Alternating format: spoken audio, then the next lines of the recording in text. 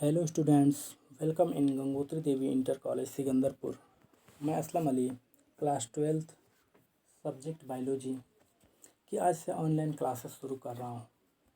तो बायोलॉजी के सभी स्टूडेंट्स की रिस्पॉन्सिबिलिटी होगी कि आप लोग डेली नोट्स तैयार करते रहेंगे और इसके साथ साथ आप लोग डेली रिवीजन भी करते रहेंगे। Okay, so now let's begin the topics.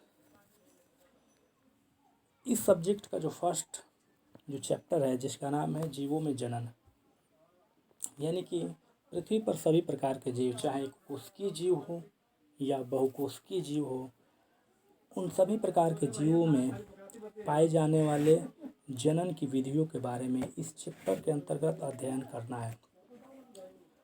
तो इसमें पहला जो हेडिंग आता है वो है जीवन अवधि या जीवन काल किसे कहते हैं। स्टूडेंट्स, सभी प्रकार के जीव, चाहे कोशिकीय जीव हो या बहुकोशिकीय जीव हो, उनमें एक औसतन एक जीवन अवधि होती है, यानी उनके जीवन जीने की एक निश्चित, या हम ये कह सकते हैं कि एक औसतन जीवन अवधि होती है। इसकी परिभाषा होती है कि किसी भी जीव के जन्म से लेकर उसके प्राकृतिक मृत्यु तक के समयावधि को ही उस जीव का जीवन काल कहते हैं। ध्यान रहे, यहाँ पर प्राकृतिक मृत्यु की बात किया जा रहा है, किसी भी प्रकार के एक्सीडेंटल या बीमारी से होने वाले मृत्यु की बात नहीं किया जा रहा है। अगला हेडिंग है प्रजनन की भूमिका, यानी कि सभी प्रकार के जीवों में प्रजनन की क्या क्या भूमिका होती है, इसके बारे में यहाँ पर देखना है। तो पहला है हेडिंग प्रजाति की निरंतरता। किसी भी प्रजाति को पृथ्वी पर हमेशा बने रहने के लिए, उसकी संख्या को बनाए रखने के लिए प्रजनन बहुत ही महत्वपूर्ण भूमिका निभाता है।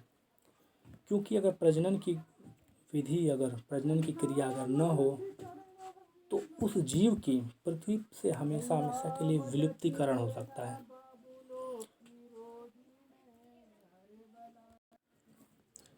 तो इस प्रकार से किसी भी जीव की संख्या को हमेशा बनाए रखने के लिए प्रजनन अति आवश्यक होता है।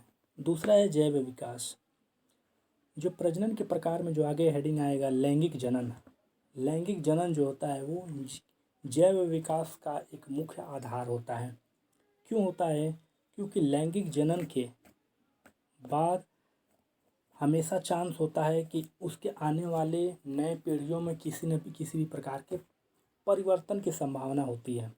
तो इस प्रकार से किसी भी जीव में होने वाले प्रजनन के, यानी कि लैंगिक जनन की विधि द्वारा उसमें परिवर्तन होने के चांसेस रहते हैं, और इसी परिवर्तन के कारण नए नए प्रकार के जीव जंतुओं का उत्पत्ति होती रहती है। तो इस प्रकार से जैव विकास में लैंगिक जनन बहुत ही महत्वपूर्ण भूमिका निभाता है।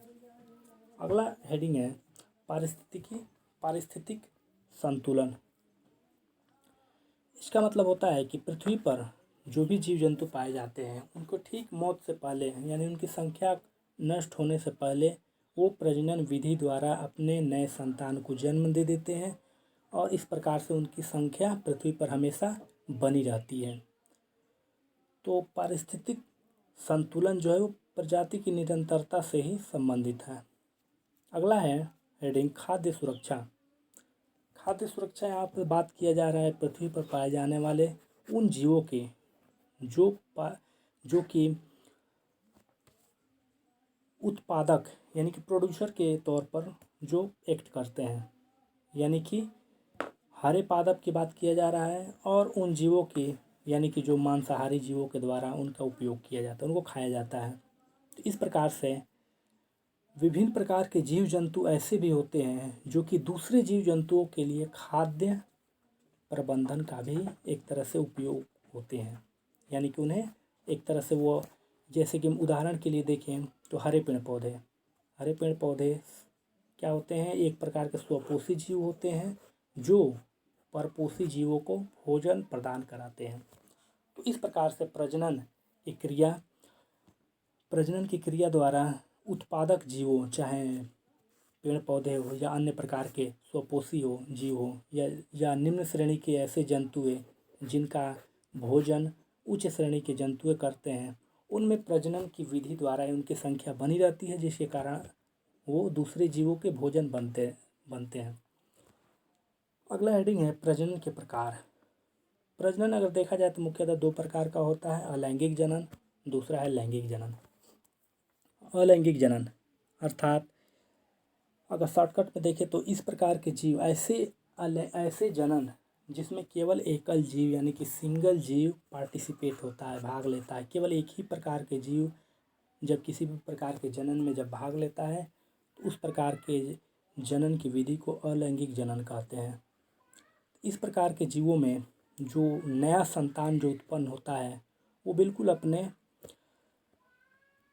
अपने पेरेंट के समान ही होता है, यानी कि जो उसके पूर्वज जो होते हैं, उसके माता पिता होते हैं, उनके समान ही वो होता है। उनमें किसी भी प्रकार के आनुवंशिक विभिन्नता नहीं पाई जाती है। दूसरा है लैंगिक जनन, यानी कि ऐसे जनन जिसमें दो प्रकार के जीवों की यानी कि नर और मादा जीवों की आवश्यकता होती है। इस प्रकार के जनन विधि को लैंगिक जनन विधि कहते हैं। तो इन दोनों हेडिंग यानी कि अलैंगिक जनन और लैंगिक जनन को और आगे डिटेल्स में पढ़ेंगे, अगले वीडियो में पढ़ेंगे। So now thank you so much.